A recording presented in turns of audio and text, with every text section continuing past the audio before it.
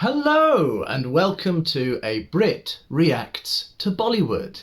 I am your Brit and I'd like to say to all of my friends in India and around the world, Namaste, Assalamu Alaikum and Sat Sri Akal Ji to all of you. Today I want to look at the 100 greatest Bollywood songs as popularly voted by the BBC Asian network, and today I want to look at number 85 on that list, which is AWAAZ De Kahan Hai from the film ANMOL GHADI. And as you can see, we've got a beautiful poster for that here, and it's a classic film. This is real traditional India by the looks of it.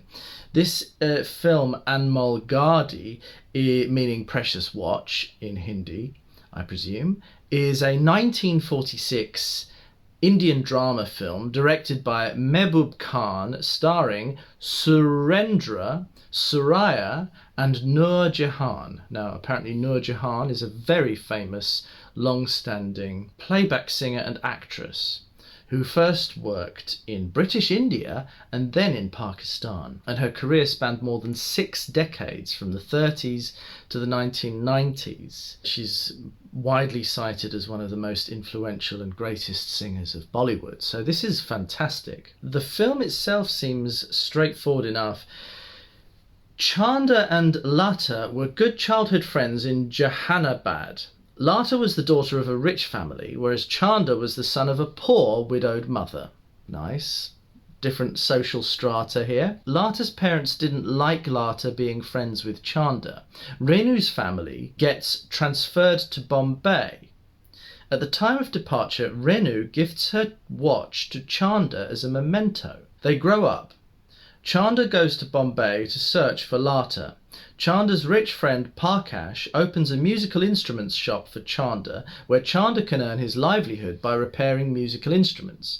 Parkash's mother doesn't like Parkash spending money for Chanda. Lata has become a writer. Her work is published under the nickname of Renu, aka Renuka Devi. Does that mean that Lata is also Renu? Chanda becomes a fan of her work. Basanti is Lata's friend. In one of her novels, Lata writes the story of the childhood friendship of Chanda and Lata. Chanda reads it and writes a letter to Renu, Lata, to find out how she knows of this story, and if she knows Lata, then she can help him find Lata. Reading that letter, Basanti forces Lata to call Chanda to meet, plotting that Basanti will meet Chanda as well as Lata. Basanti meets Chanda there and falls in love with Chanda. Chanda was carrying the watch gifted by Lata to him all the time, which he loses when Basanti meets him and Basanti locates it.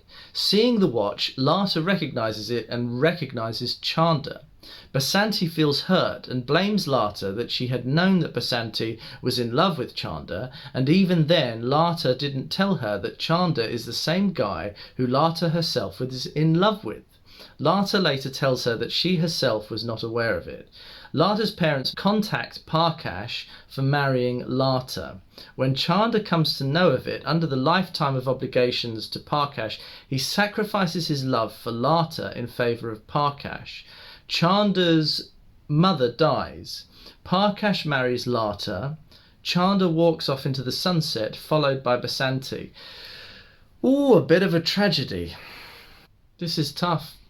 This is really tough stuff, guys. I like this kind of simple love story, love triangle, challenging the social pressures of the time of why people marry who they marry. And it's a sort of an analysis of that, really, in India, in an early Indian cinema. And I think that's really interesting. Evidently, it's a classic. Evidently, it's a big part of Indian film memory. And so for all those reasons, I think it's really worth watching. The film was apparently a musical hit and is still remembered for its music by Naushad, with hits like AWAAZ De Kahan Hai, which is what we are about to watch. Let's check it out and see what all the fuss is about, shall we?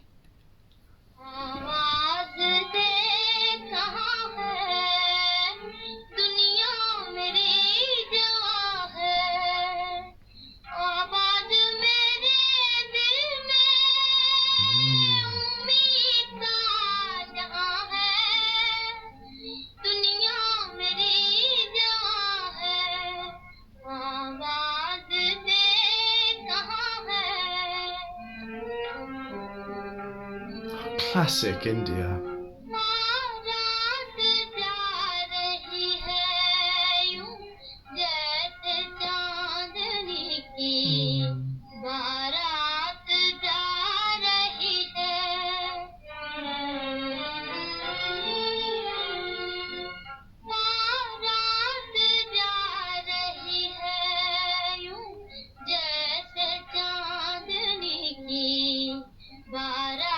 Very mournful, this. Oh, it's very moving.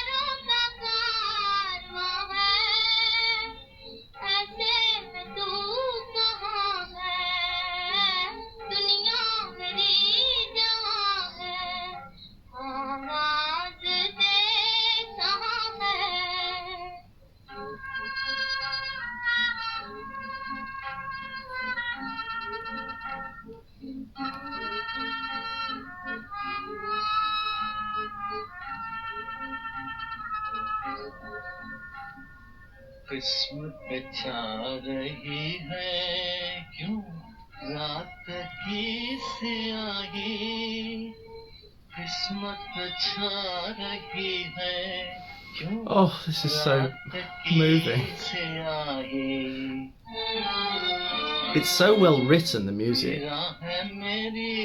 because it really pulls your heartstrings.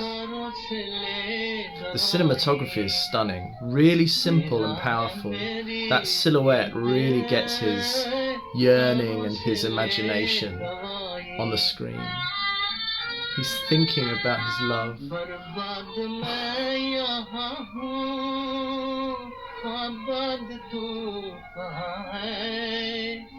बर्बाद मैं यहाँ हूँ आबाद तू कहाँ है बेदर्द आसमां है दुनिया मेरी जवां है आवाज़ दे कहाँ है आवाज़ दे कहाँ है. Wow. Yeah.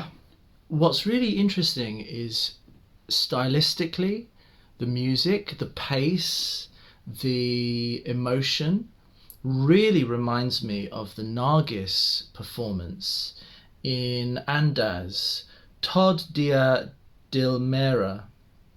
It's that deeply, deeply moving, powerful, mournful, tragic, yearning song, which Nargis did so wonderfully, and I can see what makes Noor Jehan such a wonderful performer, and Surendra too. This is a gorgeous, gorgeous piece of Indian cinema, and I just loved watching it, and it transports you into that place of